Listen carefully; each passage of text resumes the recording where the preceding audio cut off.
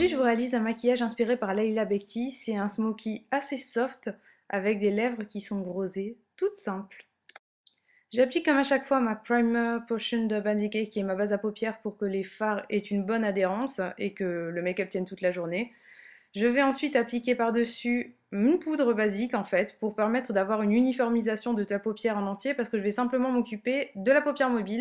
Et on va commencer avec une base qui est de Raven Color Stay. C'est un Smoky Shadow Stick teinte volcanique. C'est une sorte de noir grisé qui va nous servir en fait tout simplement d'avoir une base qui sera plus foncée et aussi quelque chose qui sera plus crémeux et qui va avoir un effet, on va dire, plus smoky par la suite. Vous allez vite comprendre pourquoi. Pour bien fondre la matière, je prends mon pinceau crayon E30 de chez Sigma et je vais venir tout simplement flouter les bords. Je vous montre toute la partie sans aucune accélération pour que vous voyez bien que c'est pas forcément quelque chose de difficile ou de très travaillé. Dans un premier temps, je vais en fait permettre à la couleur de s'appliquer uniformément. Et je trouve que c'est plus simple de faire le creux de paupière dans un premier temps avec mon E25 de chez Sigma. Je vais prélever une couleur qui est marron moyen de ma palette de chez Sleek. C'est la Storm que j'aime énormément. Quand je réalise un smoky noir, je trouve que c'est plus simple de s'occuper du creux de paupière dans un premier temps, puisque je trouve qu'après tout se fond beaucoup plus facilement. Cela dit, je trouve que le plus important, c'est vraiment de fondre et de travailler la matière. Avec mon pinceau à poil court 239 de chez MAC, je vais venir prendre un noir mat, toujours de ma palette Storm, mais n'importe quel teint fera l'affaire. Et pour moi, le but du jeu, ça va être de le poser en aplat, parce que je vais avoir encore plus de matière qui va se déposer au niveau du ras de cils, et je vais ensuite le fondre.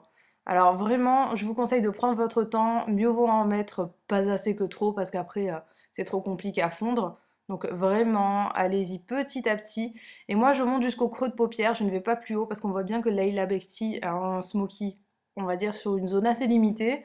Elle n'a pas un gros smoky très visible, mais en même temps, je trouve que c'est extra lorsque vous voulez avoir un smoky qui est réalisable et qui est portable facilement au quotidien. J'effectue des va-et-vient avec mon pinceau parce que la clé lorsque vous faites un smoky, c'est de fondre. Vous pouvez faire tout ce que vous voulez, si c'est pas fondu, ça n'aura pas un bel effet. Alors là, vraiment, soyez patiente et essayez de mélanger toutes les couleurs. Alors pour faciliter la tâche, j'ai décidé de prendre mon pinceau, qui est un pinceau fluffy de chez Sigma, que j'aime énormément, c'est le E50, et je floute encore et encore. Pour un joli smoky qui est soft et qui est bien réussi, je trouve que la clé, c'est vraiment d'être patiente. Allez-y petit à petit, ne mettez pas trop de matière et surtout, essayez de mélanger au maximum. Alors là, lorsque j'arrive au coin externe, je ne sais pas si vous avez vu, mais j'ai appliqué quand même une base qui est assez grasse. Et du coup, je vais être obligée par la suite de flouter encore et encore parce que la base est assez difficile à enlever au pinceau. Alors je prends mon petit annulaire et je floute légèrement sans pour autant enlever la matière. Avec un pinceau pour les lèvres, c'est le numéro 6 de chez Stila, je vais appliquer en fait du noir au niveau du ras de cils. On voit bien sur la photo qu'elle n'a pas de noir en muqueuse et que c'est vraiment ce noir en ras de cils qui fait une petite définition et qui permet surtout d'avoir un smoky qui se porte facilement au quotidien. J'en applique en haut au niveau de la racine des cils du haut et au niveau de la racine du bas dans un premier temps. Et voilà ce que j'ai. Alors là, je rapplique un petit peu de matière au niveau de la naissance du regard pour que ça soit parfaitement symétrique. Moi, je vous conseille de faire vos deux yeux en même temps et je reviens fondre encore une fois avec mon E25 de chez Sigma, c'est vraiment indispensable. Là, je reprends encore une fois mon petit pinceau pour pouvoir appliquer de la matière et faire parfaitement le contour de mon œil. On voit bien qu'elle n'a absolument pas de highlight au niveau de la naissance du regard. Ensuite, je prends mon mascara, c'est le Cils Architect de chez L'Oréal, et je passe, on va dire, des couches assez généreuses, tant au niveau des cils du haut qu'au niveau des cils du bas. Mais je vais venir faire en fait un petit brushing des cils en plaçant ma brosse juste au-dessus, de façon à avoir du mascara vraiment partout et à accentuer un peu l'effet smoky. Et un petit coup de brosse à la verticale pour terminer notre smoky qui va être vraiment très simple à porter au quotidien. On se retrouve donc avec un smoky soft, mais je trouve qu'il a son effet et vraiment, il captive le regard. Pour le teint, j'ai déjà appliqué mon fond de teint, le MAC Studio Fix Fluid NC35, et j'applique mon anti-cerne qui est l'effaceur yeux couleur nude de chez Maybelline. Je commence à l'appliquer tout simplement au niveau des cernes, parce que on voit bien sur la photo qu'elle a caché ses cernes, mais de façon assez légère.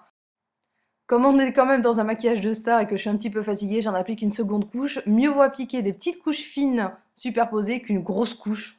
Et pour fixer tout ce qui est liquide, fond de teint, anti-cerne, etc., j'applique ma poudre qui est la Fit Me de chez Maybelline couleur 220.